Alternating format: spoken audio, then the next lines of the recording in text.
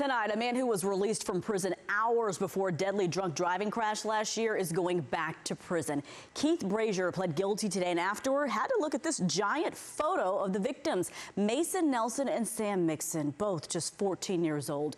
ABC 13's Jessica Willey is live with the details of the plea deal and what the boys' families had to say about it. Jess?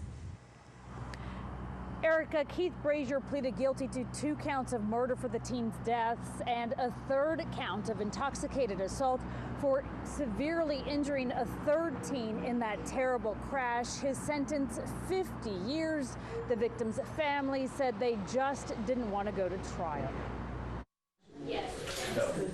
With the help of a walker, Hannah Jackson entered a Galveston courtroom this morning. One of 2 teens who survived the violent crash more than a year ago. She suffered a brain injury. Her friends Mason Nelson and Sam Mixon were killed, and their parents made sure the drunk driver responsible today saw their faces.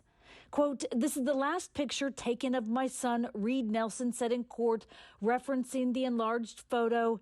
And this is the last picture taken of Sam. That during the victim impact statements, which came after Keith Aaron Brazier pleaded guilty to 2 counts of murder as well intoxicated assault.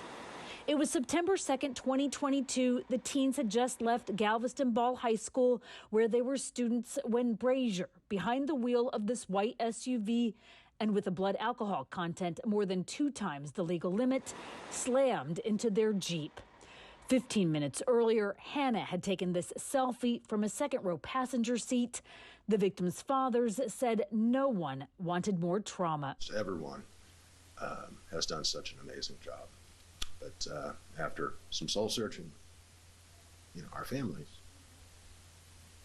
more trauma going through trial was not what we wanted to do. Brazier was sentenced to 50 years in prison. The morning of the deadly crash, he had just been released on parole for multiple drunk driving convictions. He hit the bars in Galveston to celebrate, investigators said, and by that evening, he was back in custody. Today, the teen's friends filled the courtroom. There were hugs and tears after the hearing. The families agreed to the plea deal. It is the closing of a chapter. It allows the families to have one less thing to worry about, especially over the holidays, which is what we felt very strongly about. It does not make one thing one iota better, but it closes that chapter and you take the wins where you can get them. Jessica Willey, ABC 13 Eyewitness News.